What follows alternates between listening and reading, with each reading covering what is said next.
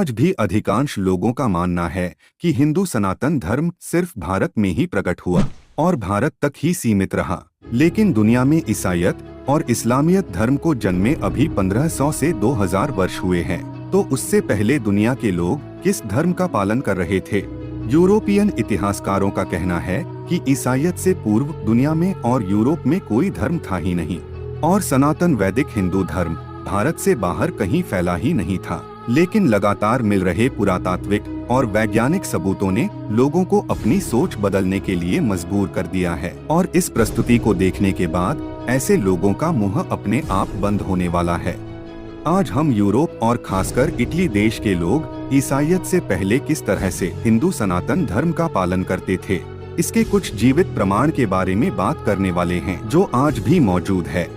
इसके बाद निर्णय आप पर रहेगा कि सनातन धर्म सिर्फ भारत तक ही सीमित था या पूरे विश्व के लोग सनातन धर्म का पालन करते थे। नमस्कार, आर्यलोक चैनल में एक बार फिर से आपका स्वागत है। सबसे पहले बात करते हैं नंबर 1, इटली में भगवान श्री राम के सबूत। इटली में सबसे पहले आकर बसने वाले इट्रस्केन लोगों द्वारा बनाए गए चित्रों में हमें भगवान श्री राम, माता सीता और लक्ष्मण जी के चित्र मिलते हैं। इन चित्रों में आप देख सकते हैं कि भगवान श्री राम के हाथ में धनुष बाण है, बीच में माता सीता ने हाथों में तुलसी का पौधा पकड़ रखा है और पीछे लक्ष्मण जी हाथ में भाला लिए चल रहे हैं। और इस दूसरे चित्र में लंका विजय के बाद माता सीता को भगवान श्री राम अपने हाथों में उठाकर ले जा रहे हैं। इस चित्र में भगवान राम को पंखों के साथ और पंखों वाले जूतों के साथ दिखाया गया है, जो यह दर्शाता है कि श्री राम वापस अयोध्या आकाश मार्ग से उड़ते हुए गए थे, जिसे रामायण के पुष्पक विमान के साथ हम जोड़ सकते हैं। नंबर 2, इटली में माता सीता के सबूत। इटली की प्राचीन रोमन कथाओं में बताया गया है कि एक राजा जब खेत की जुताई कर रहा होता है तभी खेत में से एक बालिका निकल आती है और भविष्यवाणी होती है। इस कहानी में और रामायण की राजा जनक और माता सीता के जन्म की कहानी में इतनी समानता क्यों है? क्या यह आश्चर्यजनक नहीं है? अब हम आपको इटली में मिले मोंटेलेओन रथ को दिखाते हैं। इस 3000 वर्ष पुराने रथ के अगले हिस्से पर रामायण के सीता हरण के प्रसंग को उकेरा गया है, जिसमें आप स्पष्ट रूप से देख सकते हैं कि नीचे स्वर्ण मृग का वेश लेकर आया मरीचि मरा हुआ पड़ा है। ऊपर की तरफ पक्षीराज जटायु को अंकित किया गया है। रावण के हाथ में जो ढाल है उसमें नकारात्मक शक्ति के रूप में सूर्पनखा और मरीचि के भयानक मुखाकृति को दर्शाया गया है। रावण सीता को अपनी असली पहचान दिखाने के लिए अपना मुखवटा उतार देता है, जिसे हेलमेट के रूप में दर्शाया गया है। यहाँ जो चित्तीदार हिरण दर्शाया गया है उसे चीतल कहा जाता है और वह सिर्फ भारत में ही पाया जाता है। इसमें कोई संदेह नहीं होना चाहिए कि यह पैनल एक भारतीय हिंदू कथा का वर्णन कर रहा है। क्या यह सबूत नहीं बताते हैं कि 2000 वर्ष पूर्व रोमन लोगों के पूर्वज सनातनी हिंदू थे? नंबर 3, इटली में भगवान श्री कृष्ण के सबूत। भगवान श्री कृष्ण को प्राचीन रोमन लोग हरक्यूलिस के नाम से जानते हैं। अब यह रोमन लोग श्री कृष्ण को हरक्यूलिस क्यों कहते हैं? जिस तरह से हमारे यहाँ कृष्ण नाम का अपभ्रंश होकर कान्हा, कन्हैया, कांजी, कानूडो, किशन बन गया है, वैसे ही इटली में कृष्ण का किशंस, क्रिस्तनस, क्रिस्ट बन गया और हरे कृष्ण का हमारे यहाँ हरे किशन बना, तो इटली में हरे किशन का हरक्यूशन और हरक्यूलिस बना।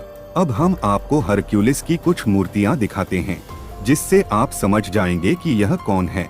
क्या आप बता सकते हैं कि हाथों में मुरली वाले और अपने पैरों को इस खास अंदाज में रखकर खड़े होने वाले भगवान कौन है? अब इस चित्र को देखिए। इस चित्र को ईसाईयत धर्म के लोग एक ग्रामीण चित्र के साथ प्रदर्शित करते हैं, लेकिन एक हिंदू सनातनी तुरंत पहचान जाएगा कि यह चित्र किसका है। अभी भी आपको संदेह है कि हरक्यूलिस श्री कृष्ण नहीं है, तो हम आपको हरक्यूलिस की कुछ कहानियां सुनाते हैं। हरक्यूलिस एक ऐसे जल दैत्य को मारता है जो अपनी सांसों से पानी को जहरीला बना रहा था। हरक्यूलिस के जन्म के साथ ही उसे कई तरह की मुश्किलों का सामना करना पड़ता है। हरक्यूलिस को मारने एक राक्षसी को भेजा जाता है। हरक्यूलिस उसके स्तनों को काट लेता है, तो वह उसे उसकी माता को वापस दे देती है। बाद में हरक्यूलिस कई प्रकार के दैत्य और राक्षसों को मारता है। इसे आप इन चित्रों में देख सकते हैं। इन सबूतों के देखने के बाद एक सनातनी हिंदू के मन में कोई संदेह नहीं रह जाता कि हरक्यूलिस ही हरे कृष्ण है और हरक्यूलिस को मानने वाले प्राचीन रोमन मूल रूप से सनातनी हिंदू थे। नंबर 4, इटली में भगवान शिव के सबूत। इटली में ईसाई धर्म के प्रभाव ने प्राचीन सनातनी हिंदू धर्म के सबूतों को मिटा दिया है, लेकिन कुछ ऐसे सबूत बच गए हैं जो छुपाए गए सच की ओर अंगुली निर्देश करते हैं।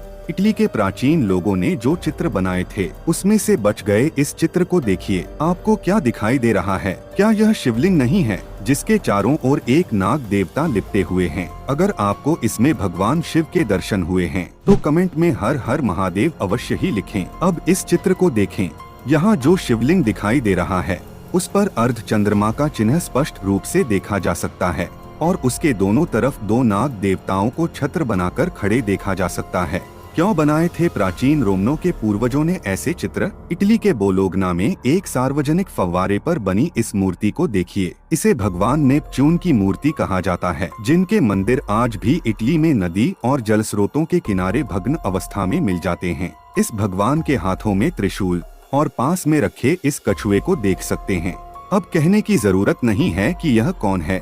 नंबर 5, इटली में सनातन हिंदू रीति रिवाज के सबूत। सनातनी हिंदू अपने माथे पर कई प्रकार के तिलक और त्रिपुंड लगाते हैं, लेकिन ईसाई धर्म के लोग ऐसा नहीं करते हैं। लेकिन 2000 वर्ष पुराने इटली के इस पादरी के चित्र को देखिए। इसने अपने माथे पर तिलक क्यों लगाया हुआ है? इस प्रकार का तिलक भगवान शिव के अनुयायी हमेशा करते हैं। रोम के एक राजा जिनका नाम पोम्पेई है, उसके माथे पर भी आप तिलक को स्पष्ट रूप से देख सकते हैं। ऐसे तिलक का प्रयोग हिंदू सनातन धर्म के सिवा दूसरे धर्म के लोग नहीं करते हैं।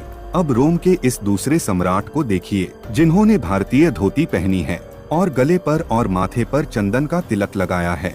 अब यह कहने की जरूरत नहीं है कि ऐसा किस धर्म के लोग करते होंगे। अब इटली में मिले ईसा पूर्व के इस चित्र को देखिए। यह चित्र राजा दशरथ की 3 रानियों का है, जो पुत्र प्राप्ति के लिए मिली हुई औषधि का सेवन करते दिखाई देती है। इन स्त्रियों की वेशभूषा और घूंघट को देखकर कोई भी बता सकता है कि यह किस धर्म की होगी। अब इन आभूषणों को देखिए। यह इटली की उन प्राचीन स्त्रियों के गहने हैं जो विवाह के समय यज्ञ के चारों ओर फेरे लेती थी, और इन गहनों को देखकर कोई भी कह सकता है कि यह भारतीय स्त्रियों के गहने हैं। और इन गहनों पर अंकित यह स्वस्तिक का निशान चीख चीख कर कह रहा है कि यह सनातनी हिंदू स्त्रियों के गहने हैं।